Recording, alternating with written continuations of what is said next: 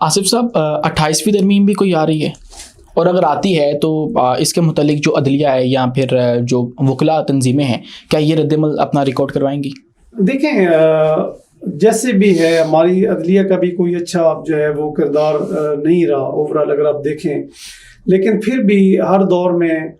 جو ایسے ججز تھے کہ جنہوں نے اس طرح کی امینڈمنٹس کو جو ہے وہ پوری طرح اس پہ ہیئرنگز ہوئیں، اس پہ پوری طرح تمام جو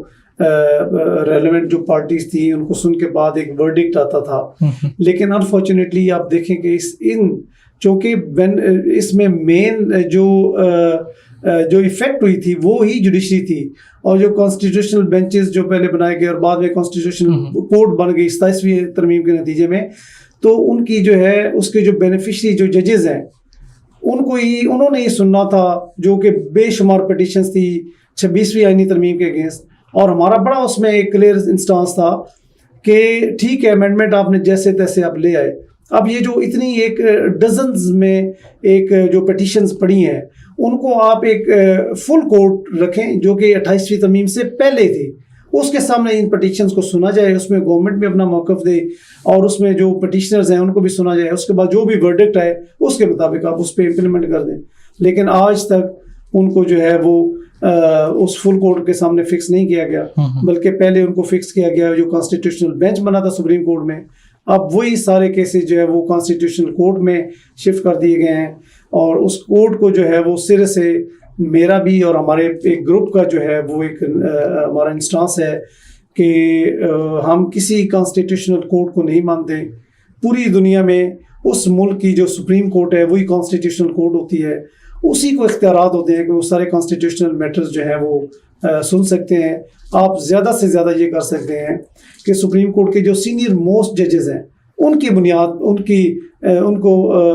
شامل کر کے آپ ایک کانسٹیٹیوشنل بینچ بنا سکتے ہیں جس میں کسی کی جو ہے وہ پک اینڈ چوز نہیں کر سکیں گے، کوئی لائکنگ ڈس لائکنگ نہیں ہوگی، بلکہ جو سینئر موسٹ ججز ہیں ان پر جو ہے آپ ایک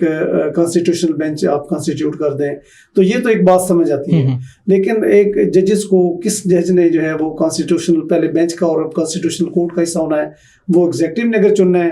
تو وہ تو پھر اس میں نہیں سمجھتا کہ انصاف کے تقاضے کسی بھی لحاظ سے پورے ہو سکتے ہیں. 2 ججز نے 27ویں آئینی ترمیم آنے کے بعد استعفیٰ دے دیا تھا سپریم کورٹ سے، جسٹس منصور علی خان نے اور جسٹس عطر من اللہ نے. کیا یہ ایک وائز فیصلہ تھا؟ منصور علی شاہ جی، میں سمجھتا ہوں کہ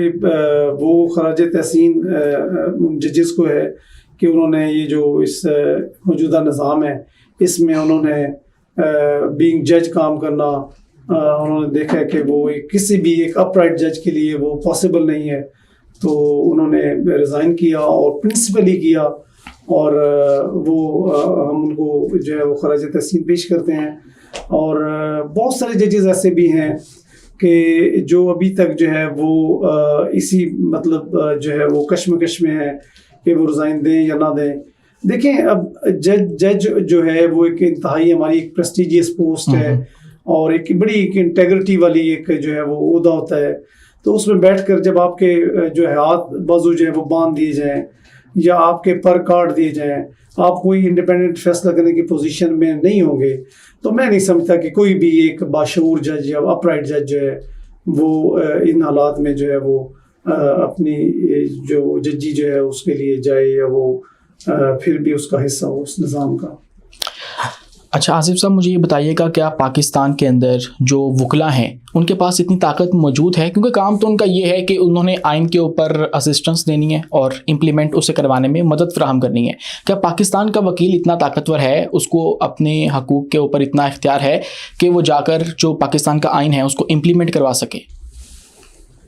نہیں، دیکھیں وکیل جو ہے انہوں نے تو امپلیمنٹ نہیں کروانا تھا. ہم تو آپ کہہ سکتے ہیں کہ ہم آئین کے محافظ ہیں. ٹھیک ہے، جب آپ ہسٹری دیکھ لیں، جب بھی ہمارے آئین پر حملہ کیا گیا، جب کوئی طال ازما آیا، جب کوئی ڈکٹیٹر آیا اور اس نے آ کر پی سی او جاری کیا یا آئین میں اس طرح کی امینڈمنٹس لانے کی کوشش کی، تو واحد یہ کالا کوڈ تھا. اور اب بھی جو ہے وہ پوری طرح جو ہے اپنے ہم ذمہ داری سے پوری طرح آشنا ہیں. تو ہمیشہ ہم نے اسٹرگل کر کے اس طرح کی تمام امینڈمنٹس کو جو ہے وہ ہم نے رول بیک کروایا ہے. اور اب بھی میں آپ کو یقین سے کہتا ہوں، اب صرف فرق یہ ہے کہ اس وجہ سے جو ہمارا یہ اتنا پچھلے 4 سال آلموسٹ ہو گئے ہیں اس نظام کو. اس کی وجہ صرف یہ ہے کہ اس طرح کبھی نہیں ہوا تھا کہ لائرز میں سے ایک گروپ جو ہے وہ پوری طرح اسٹیبلشمنٹ کی گود میں بیٹھا ہو, ان کے مفادات کا تحفظ کر رہا ہو. وہ ایک وکلاء سے ووٹ لے کر پھر وکلاء کی بجائے جو ہے وہ اسٹیبلشمنٹ کی گود میں بیٹھ کر ان کے مفادات کا تحفظ کے اس طرح پہلے کوئی مثال نہیں ملتی. آپ دیکھ لیں کہ ہمارا جو مخالف گروپ ہے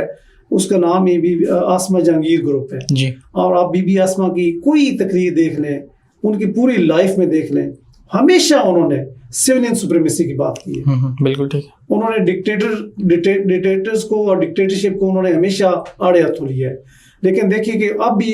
گروپ ان کے نام پر چل رہا ہے, لیکن اب یہ دیکھیں کہ پوری طرح یہ ملٹری اسٹیبلشمنٹ کے جو بی ٹیم کے طور پر کام کر رہے ہیں اور ان کے مفادات جو دیکھتے ہیں. اب یہ جس طرح 26ویں ترمیم آئی, اس کے پریمبل میں انہوں نے لکھا ہے کہ سپریم کورٹ بار ایسوسیشن اور پاکستان بار کونسل جو ہے ان کی ریکمنڈیشن سے یہ 26ویں ترمیم جو ہے وہ پاس ہوئی. اب دیکھیں کہ یہ یقین کریں, ہم شرم سے ہمارا سر جھک جاتا ہے کہ جب ہماری ایپیکس ایک بارز ہیں جو کہ وکلاء کی نمائندہ باڈیز ہیں, ہماری سپریم کورٹ بار ایسوسیشن اور پاکستان بار کونسل, ان کے نمائندے جو کہ اس وقت پوری طرح فیسیلیٹیٹرز ہیں, ان کے پیچھے یہ پوری طرح مہم کے خلاف جو لانے والے جو تھے. اور اب بھی وہ فرسٹ ٹائم ایسا ہو رہا ہے کہ ایک گروپ پوری طرح کھل کھلا کر جو ہے وہ اسٹیبلشمنٹ کے ساتھ کھڑے ہیں اور پوری طرح وہ اپنے بینیفیشری ہیں. وہ پوری اسٹیٹ کے جو ہے وہ ریسورسز جو ہیں وہ ہر الیکشنز میں استعمال کرتے ہیں, اب بے شمار فنڈز دیتے ہیں اور ایجنسیز کو جو ہے وہ اس میں استعمال کیا جاتا ہے, ہماری پوری پولیس کو استعمال کیا جاتا ہے ہمارے الیکشنز میں. It's very unfortunate. لیکن میں آپ کو یقین سے کہتا ہوں کہ میجورٹی جو ہے ہمارے لیگل فریٹرنٹی کی وہ ہمارے نیریٹو کے ساتھ کھڑے ہیں. وہ چاہتے ہیں کہ آئین اصل شکل میں بحال ہو, وہ چاہتے ہیں کہ رول آف لا ہو, وہ چاہتے ہیں کہ آزاد عدلیہ ہو, اور وہ چاہتے ہیں کہ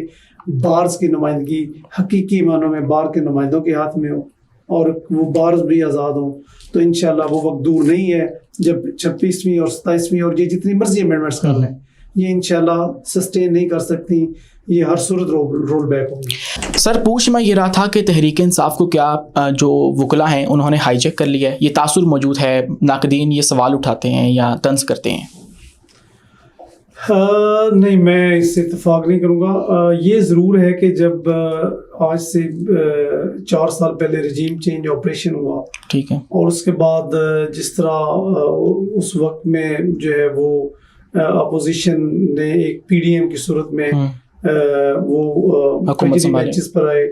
اور انہوں نے پھر ایک ظلم اور جبر اور سفاکیت کا ایک نظام نافذ کیا, اور اس کے بعد پھر بہت سارے واقعات آئے. میرے خیال میں 25 مئی کا پہلا واقعہ تھا, اس کے بعد پھر اور واقعات ہوئے. خان صاحب کو جو ہے وہ ان پر حملہ ہوا, ان کو گولیاں لگیں, پھر 9 مئی کے واقعات ہوئے, اور اس کے بعد پوری ایک سیریز ہے ایونٹس کی. تو اس کے بعد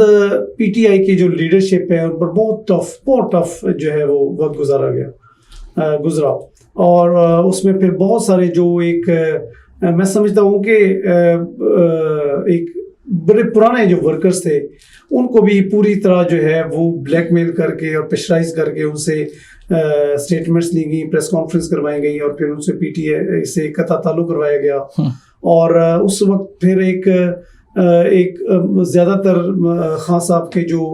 مین جو ابھی اپنے کھڑے تھے انسٹانس پر اور پی ٹی آئی کے ساتھ اور عمران خان کے ساتھ, تو انہوں نے اس وقت یہی ہے کہ ایز اے پالیسی انہوں نے کہا تھا کہ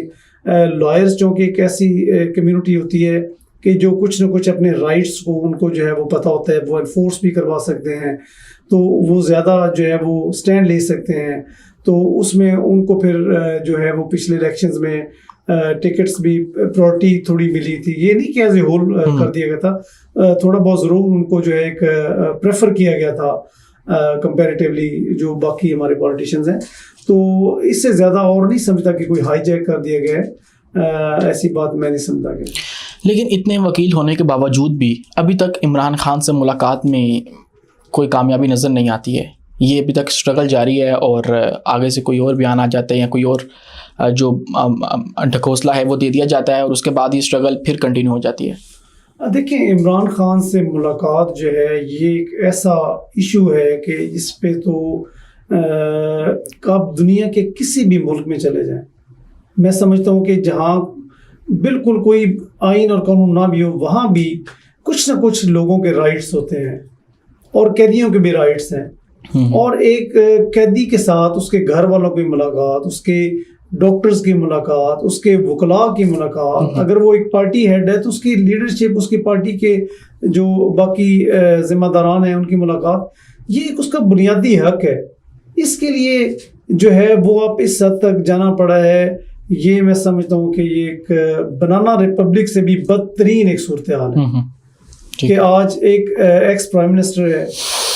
اور ایڈمیٹڈلی 70-80% پاکستانی عوام کے وہ ایک الیکٹڈ وزیر اعظم ہے. عوام نے ان کو منتخب کیا ہوا ہے، عوام نے ان کو 2/3 میجورٹی دی ہوئی ہے،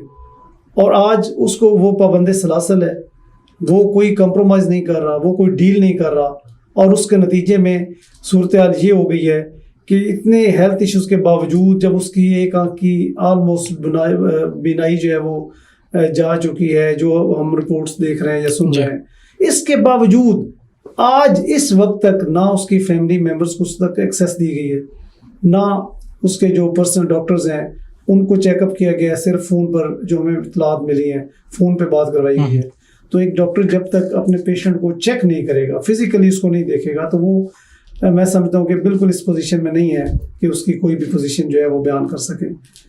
لیکن سوال میرا یہ تھا، کیا یہ وکلا کی ناکامی نہیں ہے کہ اپنا ایک لیگل رائٹ ہونے کے باوجود بھی وہ اداروں کو یہ بات باور نہیں کرا سکتے کہ یہ ہمارا لیگل رائٹ ہے اور ہم لوگ ملاقات کریں؟ لیگل رائٹ کیسے آپ نے انفورس کروانا ہوتا ہے؟ تھرو کورٹس کروانا ہوتا ہے. جی تھرو کورٹس. تو جب کورٹس کمپرومائز ہو چکی ہیں، ہم یہی تو پٹ رہے ہیں. ہم جب سے یہ 26ویں ترمیم آئی ہے ہم پوری عوام کے سامنے یہی کہہ رہے ہیں کہ آج آپ کو نہیں پتہ چل رہا، آپ کو تب پتہ چل جائے گا جب آپ جو ہے اپنے رائٹس کے لیے جائیں گے کورٹ میں. پھر آپ کو پتہ چلے گا کہ یہ آپ کے جو کانسٹیٹیوشنل میٹر ہیں، جو آپ کے رائٹس جن میں انوالو ہیں، وہ میٹرز ایسے ججز کے پاس لگیں گے جو کہ گورنمنٹ نے ڈیسائیڈ کرنے ہیں اور گورنمنٹ کے اگینسٹ کوئی فیصلہ نہیں ہوگا. تو اب آپ اس کو ریئلائز کریں. اور ابھی بھی یہ صورتحال ہے کہ اس طرح کے جتنے آپ دیکھیں